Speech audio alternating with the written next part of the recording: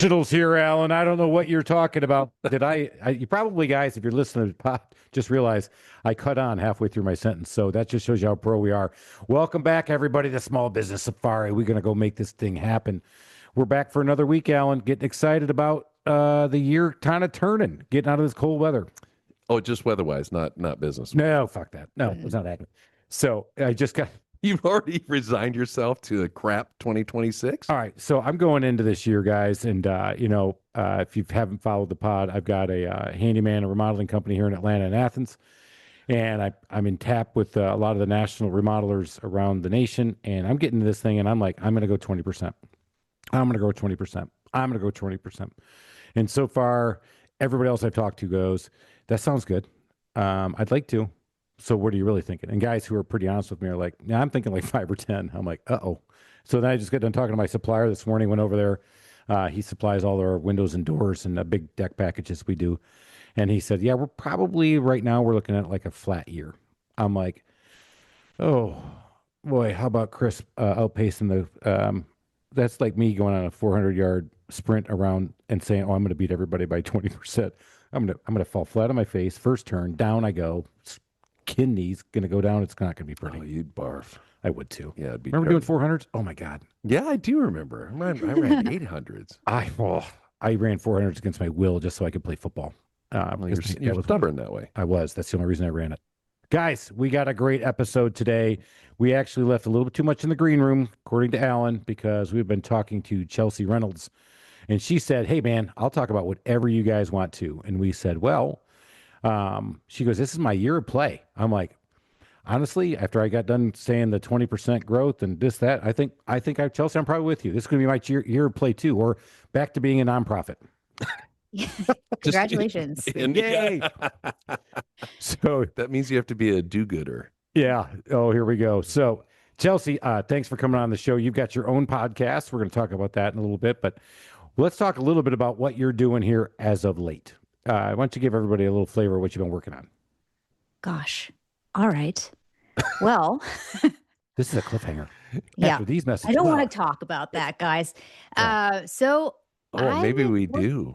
Yeah. Well, we could talk about shoes, but we'll talk about business. I want to talk about the office that you're in. That is so cool looking. Thank you. She got all these picture frames with no art.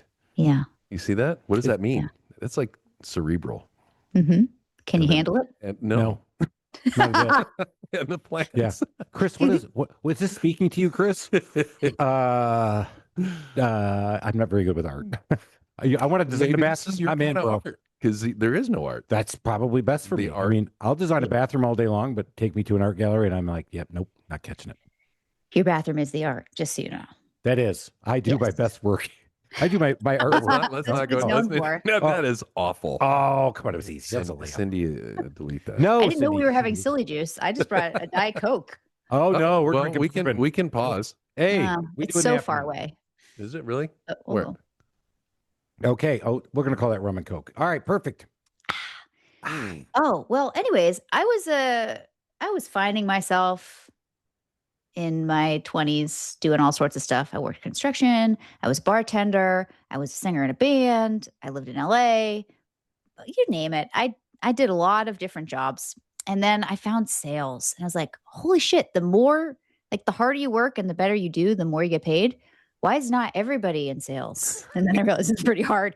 But I fell in love with sales. And so, yeah, I was a salesperson. And then I was like, wait, the systems for how we sell could be better. And then I was a sales manager. And then I was like, well, if we don't take care of our customers after we sell, then we can't sell more. So that's bullshit. So give me that department too. And then I was like, well, marketing should probably tie all that together. So then I learned how to do marketing, and basically a revenue organization or a growth organization is what I scooped up at the companies, just like elbowed everyone and said, come on, I'll take it. Brute force. And I love it. I love tying those three departments together so that the whole customer experience is more enjoyable.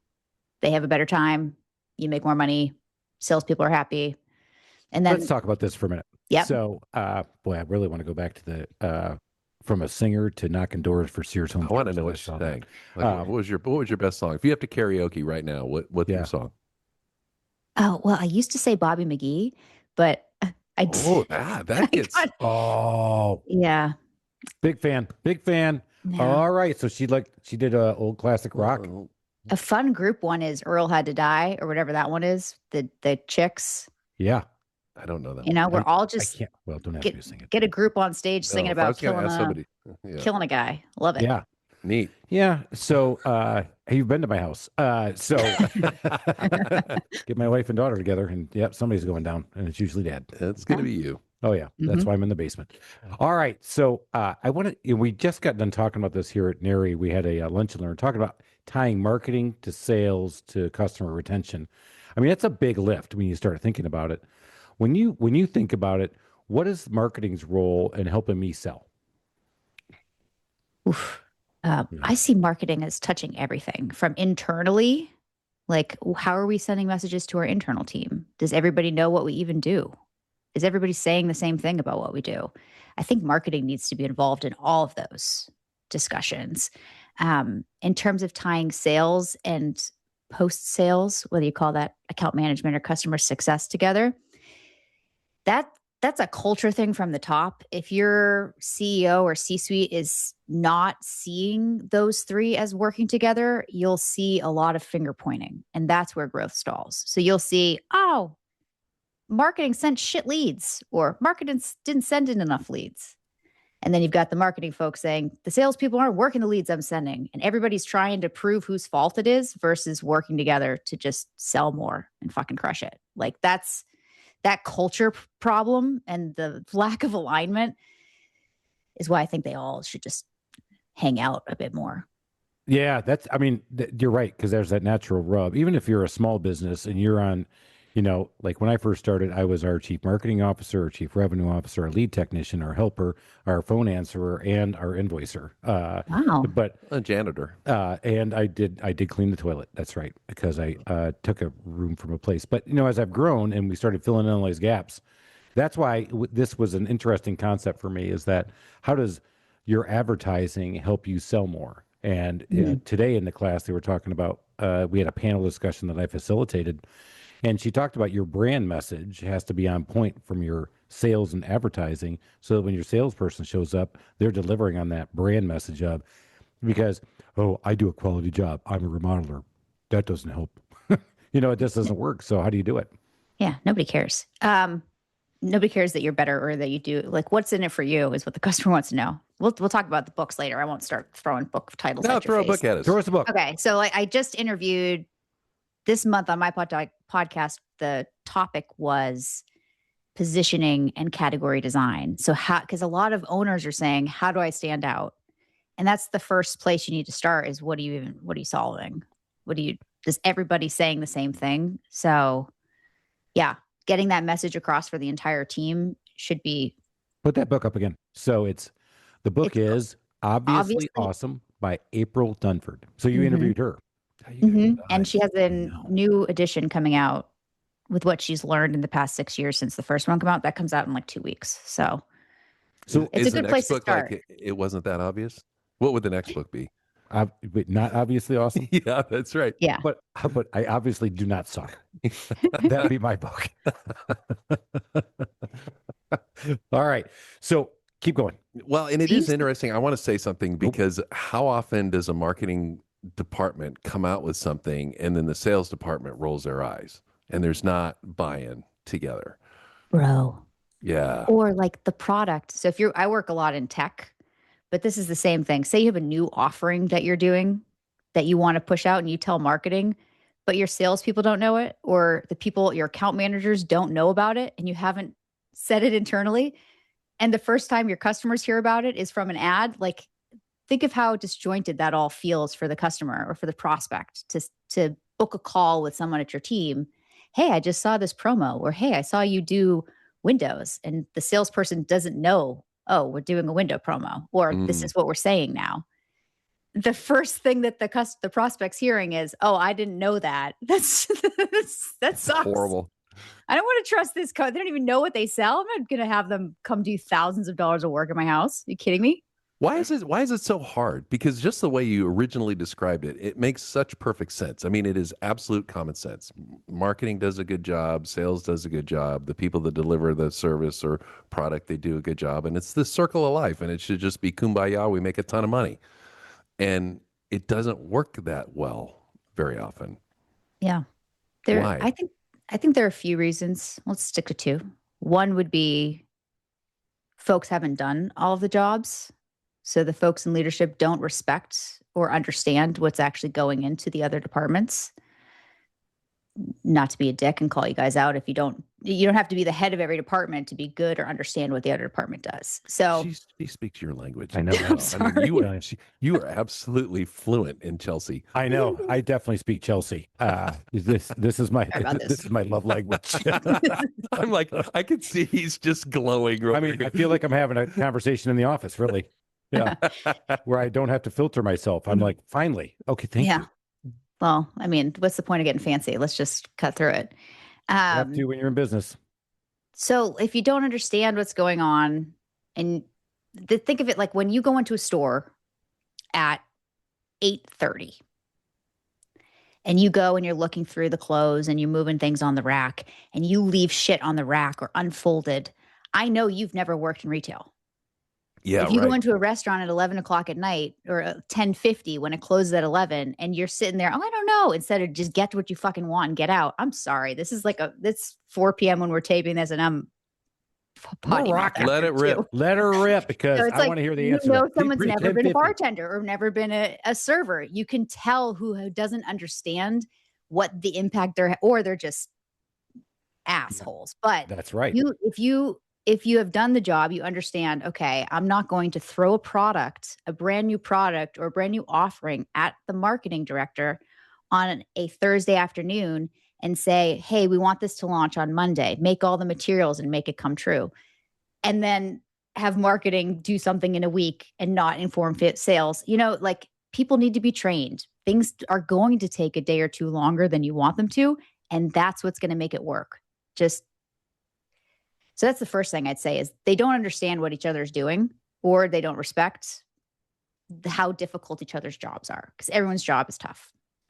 The second thing I would say is usually it starts from the top. If there's some sort of competition or there's some sort of fear leadership trickling throughout, that's when you get into Let's talk about fear leadership. So what are the pros of fear leadership? Let's start there. The top best things about fear leadership. This is cool. That's the title of your book. There it is. The pros of fear leadership. Fear me. Fear me. I know. So there are studies that leaders who feel illegitimate about their authority tend to amplify threats, whether they're real or imagined, because it produces short-term obedience. So that's a threat, actually a good one. Yeah. So kind of a business Napoleon complex. Yeah. No, I actually work from another angle of my fear, but I'll get to that. Fear mongering. This will end up becoming a little bit of a therapy session, Chelsey. Thank you. Okay. I'm already leaning back in the chair. I'm already getting back. Listening. I've been on the couch plenty of times. How do you really feel? I know. Well, I feel like I don't feel illegitimate. But I do feel like there are times when people are just being idiots and they need to hear. No, I mean, I let people. I don't like yes people. I definitely don't. And I hate that. And you can't have that. And if you do the fear thing, they're going to just start yesing you to death. Yeah. I can't stand that. So, see? Right? Yes, they will. Thank you, Chelsey. You agree. Damn it. All right. I got another yes person. What the hell? Don't fire me. That's it. We're done. You just lost her soul. Do you like that? Yeah. She said what you wanted and you lost her soul. I know. I know. How'd I do? Yeah. Really good. I think I'm playing the longer game. That was Flash last some week. tires. I just kicked the door last week. Did it really come off the hinges? No, but there was a little piece of paper that said arrow and said Chris did this. A little dent? Not stuff. exactly. I went through the door. Oh. Yeah, well, it was a magic till. I was not a soccer player, but I pretended to play one. Could have kicked a 50-yard field goal that day? That one I probably could have done better than young Lake, who here in Atlanta. That's right. So, all right. So fear leadership, not good because you get illegitimate. You don't get free form talk. I mean, also if you've been raised in environments where yelling and saying, do this, you know, we've all had a shitty boss that micromanages us, or a parent who, yelled at us. Everyone's got different people who made them feel not great. So if that's what we're trained in, it's very easy to pass it on. Or if that's what our boss is doing for us, say you're middle management. If your boss is micromanaging you and putting pressure on you and saying, if you don't do this, you're gonna fucking get wait till you see what's gonna happen. That's what you're Do saying, this. right? And I love that line too. You just wait and see what happens. Wait and see. This is not a how-to, Chris. Oh. This is what's not Take good. it. I actually just wrote This this is out the too. thing. I'm like, I'm using that line. Oh shit, that's wrong. But like that middle manager now has to have the resolve to stop the shit there and not let it slide down to their team. And that is so fucking tough to not just then immediately panic and say, my job's on the line, everyone on my team's job's on the line, and then push that pressure and the fear down onto everybody else. And it just trickles and everybody's in this fight or flight. This is what It doesn't trickle; it cascades. yeah, I kind agree. Avalanches. It doesn't trickle. I think, especially in a small business, when you got a pretty flat organization, yeah. that door kicking, that rippled through the entire office, from the ladies answering the phones to the account team. Can you imagine one of your nice ladies on the phone and they're talking to a customer and they're like, "What was that? Oh, yeah, The owner just kapowed. Yeah, something just fell in the." The owner just kapowed. I wrote that down. They could say that. Another book title. Yeah, the owner just kapowed. I like that one. That is a great book title. Because Oh, Go sorry. ahead.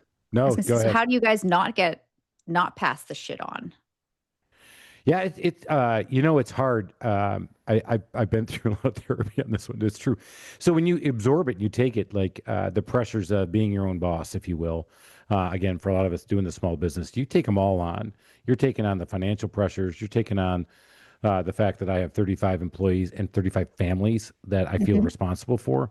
And when somebody's not doing what they're supposed to be doing in their role, and you've continually coached them there, I hit a breaking point. But you're right. A lot of times you're adding, you're holding it, and you realize whatever you're projecting back out is what you're going to get back. And so this was a spectacular blow up on my part, but I had built up enough goodwill chips, if you will, that when I went around and told everybody what had happened, I said, "Look, I apologize. Sorry about that." I think I got. He's a benevolent dictator. No, And thank you. we all need one of those. That's a big word.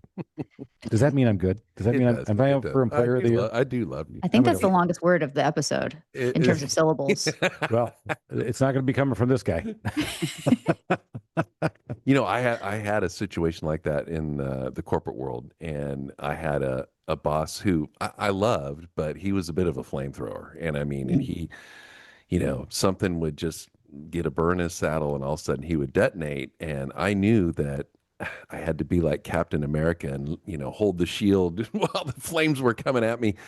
Is that the right analogy? Yeah, you did good. Yeah. And because it's not gonna help my employees. It's gonna kill morale. And so what I had to do was like take the heat, then interpret what he really meant. And okay, we have a sense of urgency, and there's certain things that we need to focus on and get better. But I had to manipulate this from just the raw lava that was being blown my direction, and and it was effective, but it was hard. It was really hard. Yeah. Because it's hard to not just do Olay and let it just keep going downhill. So, do you feel like the people underneath you felt that flame, or do you feel like you took it? No, I deflected? took it because. Well, I don't really want to talk about it, but when I left and they replaced me with somebody who was more in that direction, it was catastrophic. So in my boss hole, which is why I'm in my job Boss now. hole. Yeah, Oh, yeah. Chelsea, Yeah, you can. see? Here you go. She's writing that I'm one. taking Might not be benevolent, but I knew boss hole. When I left my position at the bank, I did have people reach out to me about 6 months to a year later, and say, "Wow, I didn't realize how much shit you were putting up with and how much you protected us. I appreciate you more than you ever thought." I said, "I appreciate that. Don't forget, I can work on your houses because I'm still looking to make money." But yeah, no, I think I felt like I did a good job of that. But when you have somebody like that, I think upward management or management of them is such an undersold skill, and that sometimes leaders, you need to be managed. And if you have an effective person underneath you, you need to be you need to allow them to manage you. And so that's why I have a GM today who I'm going to let me give do you a that. good one on that one. Thank you. One, So- nothing. The GM is the one who calmed me down after this, and then we came up with a path to resolution. And he was the voice of reason, which ended up us firing him. But the guy that I kicked the door because he was driving me nuts. Not But- the GM. You No, didn't fire the GM. No, no, Okay. He just fired everybody. He's just, just no, that willy was nilly. that was last year. You It did fire happens. a lot. I did. Oh my god. So but it's just, you go back to it. I think that's part of the thing people miss is that if you go to work for somebody, you need to be more effectively managing them. What do you think about that? And how do you do it better? Oof. That's a lot of pressure. I know. I feel like you want to go to a place where there's mutual respect and everyone's working together. I don't know that I've found a place like that yet. So Really? Sounds like Um, Disney. Interesting. Disney. Well, I think, I don't know. I mean, yeah, no, I don't think I have. I'm thinking back now. I think I have. I mean, I feel like, I 100% have. And I've told you that story. I was in a corporate environment, a franchisor's office. It was the best environment I'd ever seen. The CEO walked around every morning, spoke to every single employee just to say hello, didn't want to hear your life story. It was the person I worked for. I could openly say, I am not sure I know how to do this, or I'm uncomfortable with this job. Can you help me? And they wouldn't make a note, and they just helped. And then private equity sold them, brought in a new person. He walked the building morning and evening to make sure people were at their desk, put a camera on the back door to make sure people weren't leaving before 5. And I went from happily working sometimes till 10 o'clock. And the person, she came into my office one day and said, I don't want you to burn out. And I said, I have this sense of purpose towards our franchisees. They need more than what we're delivering. And if you don't mind, I'm just going to work until I feel good about what I'm delivering. She's like, okay, just don't burn out. So I mean, I didn't care if I was at home or at work at that point, which was dumbfounding for me. And then within 30 days, it was, 5 o'clock, time to go. Because I don't care about you and you don't care about me. Yeah, so they got less out of you because I know. I mean, not reading the room. The Don't hours read I the- was there, I gave them everything, but I knew they didn't care, and so therefore I did not care either. So how do you set better clarity as a leader? That was, I think, because I think that's been where, at least in my business, the people who are with me, I mean, all jokes aside, I've got some people who've been with me for a long time. I think it was clarity that helps, but how do you help set that so that you get that long-term buy-in from people? As a leader, I'd say everyone should have a coach. Like, pay somebody money that feels uncomfortably high to bounce ideas off and tell you when you're being ridiculous and call you on your shit. You need somebody who's not in the mix to do that. Your shrink shouldn't do that. If you have a therapist, yeah, your therapist can hear about, like, oh, Stuart, he was mean to me in the office. Yeah, they can help you work through, why does that impact you? Is it something daddy said? Like, they can work through that with you, but your coach is like, have somebody, a mentor or coach, that you can bounce these ideas off of. That would be my first piece of advice. My So when life people changed when I got a coach. When people hire you, what are you doing for them? I primarily? am going into companies that either have stalled and want to hit the next level, sometimes startups that don't even know where to start, but companies that are, maybe they're at 25 and they want to get to 40, but they don't have the systems in place. The teams are all kind of just running. They got there by dumb luck or by just like grit and working their asses off.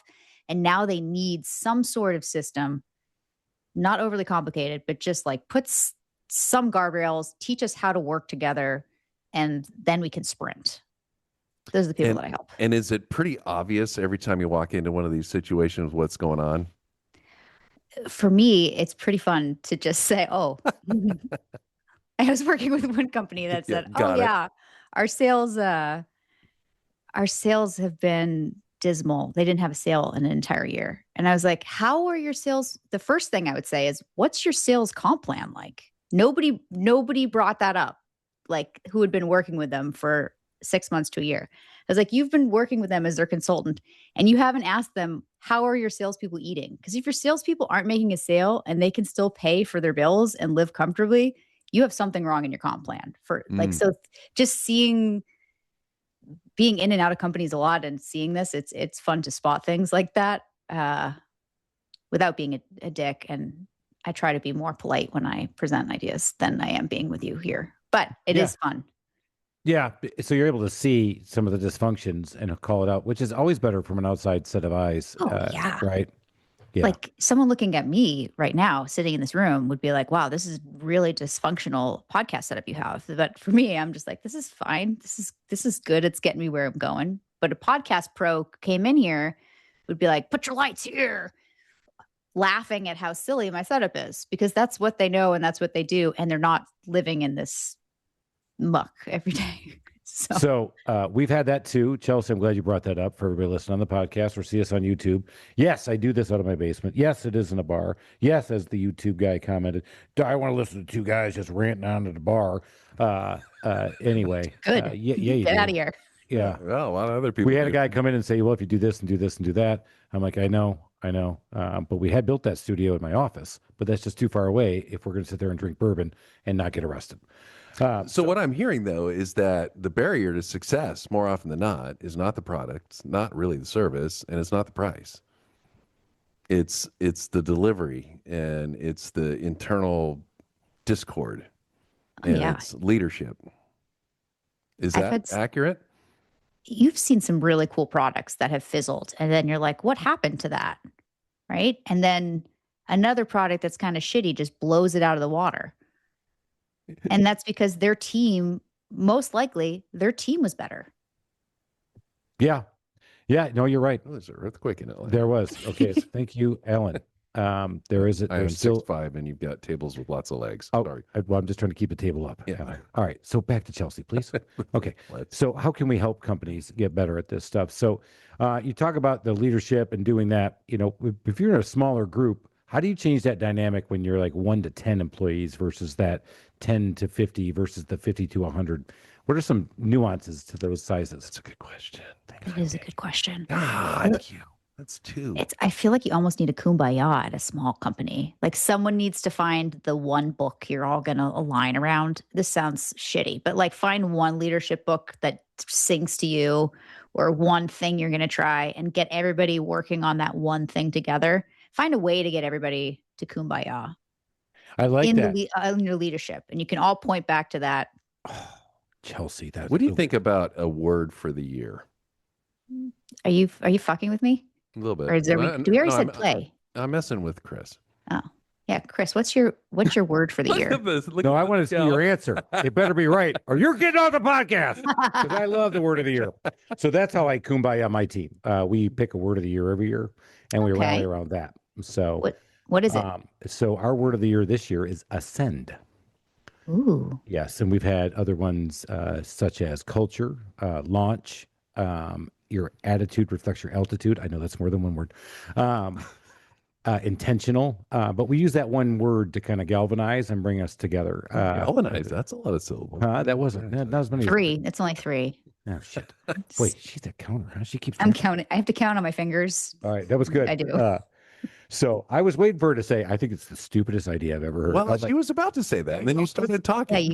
Yeah, you cut me off before I could say, do anything but. I had squinty eyes for it, and she's like, well, what do you think? You were giving her the death stare. I was. I was doing laser I was so lasering. I mean, I was stay angry, my friends. All right. So But like for the word of the year, do you just come up with it and force it down, or is it a group activity to see like what are we doing this year? What's next year going to be like? So I brought a couple of the key guys and ladies in, and we talked about, and we all spitballed and consensed that my word was no kidding. So we all spitballed where do we want to go, and the words that were put out this year were dependability, accountability. And I was like, it just seems so heavy-handed, guys. Let's go back and think about what we want to do because a lot of our guys are handyman and subcontractors working out in the field that we only get to see every 2 weeks. So they'll only see the word of the year occasionally, right? When they come in the room. So That's why we ended up saying that we can turn ascend into what we wanted to do, and that is everybody just needs to do their job. That's where the guys were going. Really, I say guys. When I say guys, because I'm from the north, I mean y'all. We had I had my general manager in there, and then sales team, and then the head of my CSRs and my scheduler. So we ended up on ascend. But I'm going to come to your office and change the C to an S. I didn't think about that. Now I'm pissed because I usually think about all those potential angles where it could just be absolutely chewed to pieces and go, well, that's stupid. Maybe that's our word. You're welcome. Thank you. I worked for a company called Envase, and we had a marketplace where people could buy different software called the Exchange. So we bought the URL Envase Exchange, and we were like, let's just do one E in the middle. So it was Envase Sex Change. And we bought the URL, we built it, and nobody saw it. And one person came in and said, Sex Change. And we were like, oh my God, we had a logo. That's the best. One letter makes all the difference in your word of the year. Talk about a DIY nightmare. Oh my God, that is classic, dude. Oh my God, that's hilarious. All the smart people sitting in a room going, you know what we're going to do? We're going to take one S out of that. That's right. Let's keep it shorter so everybody can remember it.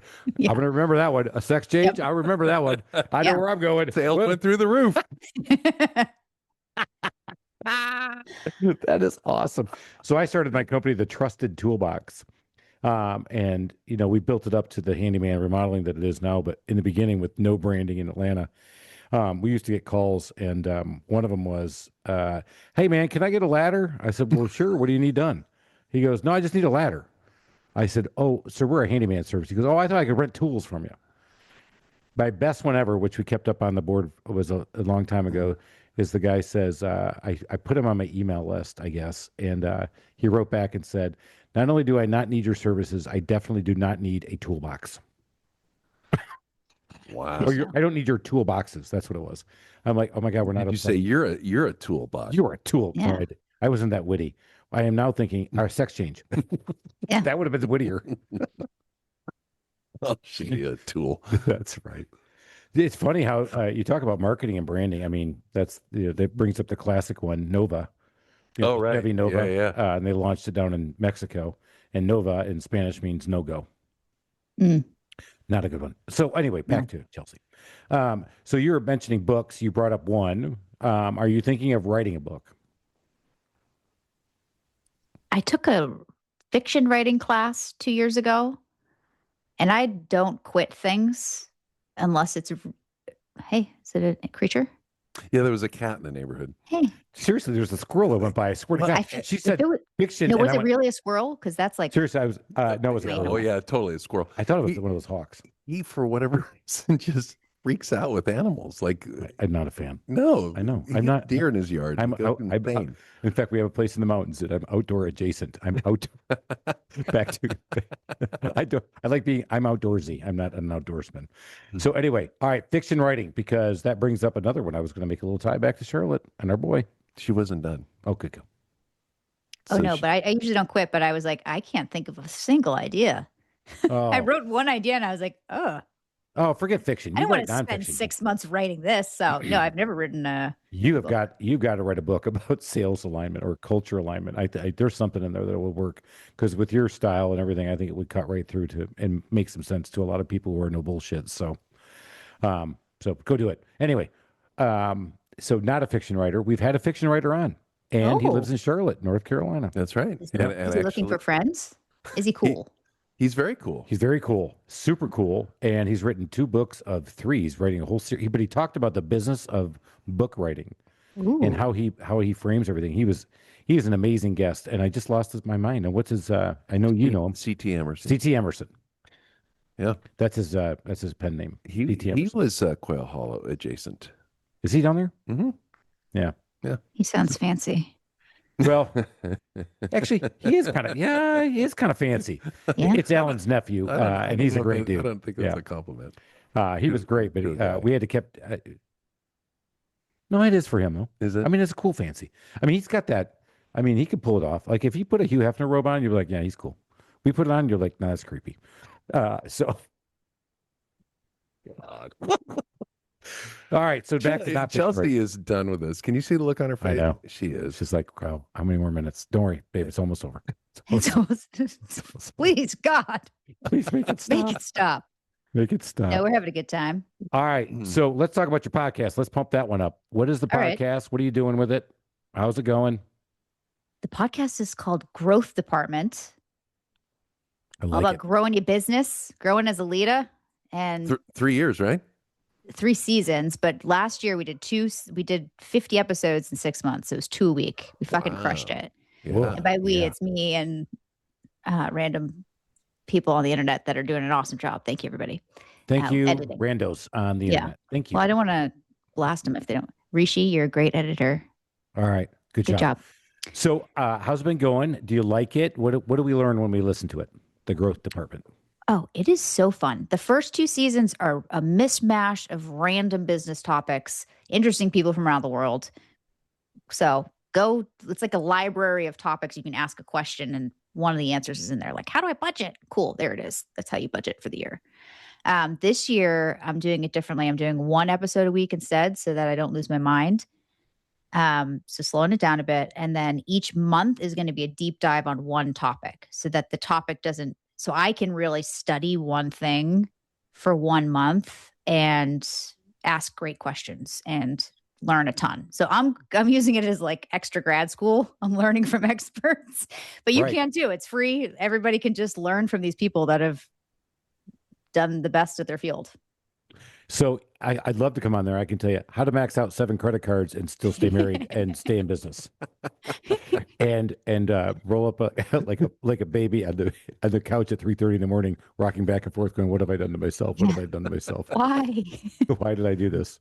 So awesome. All right, growth department. Build that. Narrowly avoid being murdered by your wife over and over again. Yeah, actually, there's a movie there. There really is. I married an expert, or I think there already was one of them. That's the 3rd time that's been brought up since I've met you guys today. So I feel like Yeah. there is something there. She doesn't Oh, listen, so there I'm it is. good. It won't be a surprise when we see it in the news. Yeah, this won't be it'll be current events. This will be Savannah the Guthrie mom just getting snatched. When it happens, everybody's like, "Oh, tragic! Oh my God!" She finally. Yeah, got no, it. yeah, I saw that coming. Yeah. Mhm. Hey, he died suddenly. Yeah, all right. You don't need the Not investigation. really. You don't really need Yeah. the detective. I think We we know know what that. happened. Yeah, and he probably deserved it. So, Open and shut case. moving on. We're done, and my work is done here. So, and you got a consulting business helping people help their revenue. How do people find you on that? Yeah. I don't really have time for anybody new.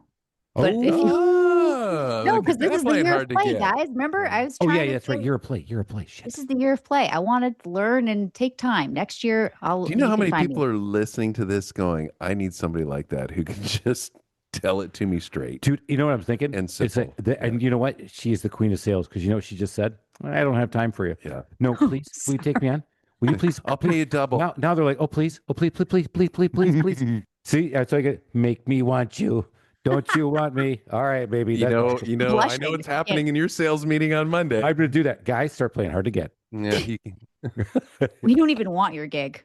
Yeah, Yeah. you know, actually, I literally just, You just emailed did. a lady because this one was really messed up. She had a plumber come in and totally hose the thing, and I talked to her. I was sitting there in front of her, and this is like one of the first jobs I've turned down in a long time. But it was just like I just couldn't do it because she wouldn't let me gut the bathroom, and I was like, I'm looking at this plumbing, and I know it's fraught with leaks, and it's just the whole thing was just jacked on. Brat's another good word. Yeah, it was though. You've had two. Rot is a good word.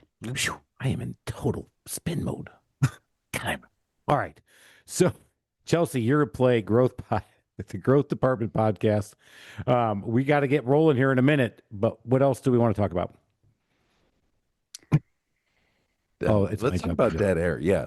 No, what? All right. Oh, scroll again. Another bird. It was a goddamn bird. Well, I looked there's at some sun out there, so all right, we haven't seen it in a while. All right. So, just for everybody gets a setup, yes, you look at my bar, but to the left, we get to look out the backyard.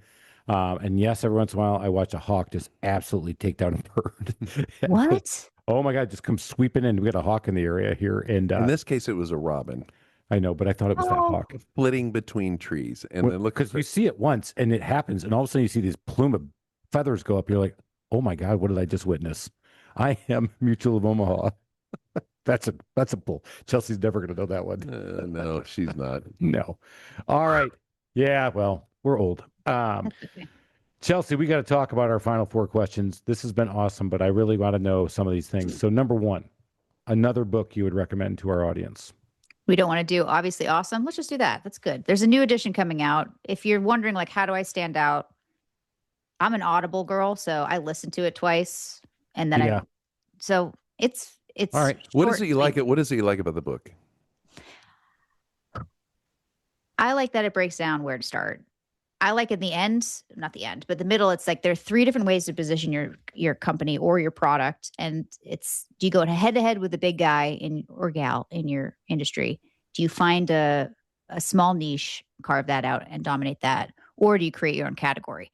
And those three things are like the biggest questions that I would start with. Like, what am I doing here? So it's got to dos that are very helpful. That's powerful. All right. Yeah. And like she has, I don't know if you know it's like if you guys Substack, but she has like lots of graphs and to do things on Substack you can get for free. So great stuff for. Did you see how she's like, they're old, they won't know what Substack. I just learned what Substack is this year. Okay. Well, all right, tough guy. You know, I know it's a thing. I don't. It's like a blogging newsletter site. How about we were doing this training today? Stack stuff underneath each other. I'm facilitating this training in front of 50 people, right? We got the people up there, and she's talking about social media, and she keeps talking about Facebook and Instagram, and I had to stop her. I'm like, well, there's other channels like such as TikTok and Snapchat, and I went, I know what it means. I said, I know what everybody's looking at me doing right now. I said, I know I'm old and I'm not on it. I know it was Snapchat. I just misspoke. Snapchat. I did too. Because I was thinking Snapchat because that's what I talked to my daughter. Anyway, all right. So I don't know what a Substack is. All right. Well, we'll talk after. Check it out. Right. Okay. Thanks, Alan. Oh yeah, you tell me about the ways of technology. I can't wait for this. Is good. Oh, for the love, Chelsey. What is the favorite feature of your home? It's got to be the office. Don't lead the witness, please. Yeah, I guess where I'm sitting today. In your words. Where I'm sitting right now. See? Guys, go to YouTube and check it out. It's very Chelsey cool. Reynolds episode, and she has black walls with frames. Some are gold, some are black. You decide what that means to you. I think they're all gold. Do they leave comments below? Leave comment. Please leave comments and on some YouTube. plants. I'd love that, and some plants which look very healthy. I think it's cool or fake. I think it's the best backdrop we've seen. It is. It is way better backdrop. It's making me ponder. Yeah. Wow. Look at you pondering. All right. Listen here, Substack. We're going. All right. What? You ready? Yeah, of course. All right. I don't know if Chelsea's ready. She's not. No. Right. We're kind of customer service freaks. What's a customer service pet peeve of yours when you're out and you're the customer? When I'm the customer, blaming.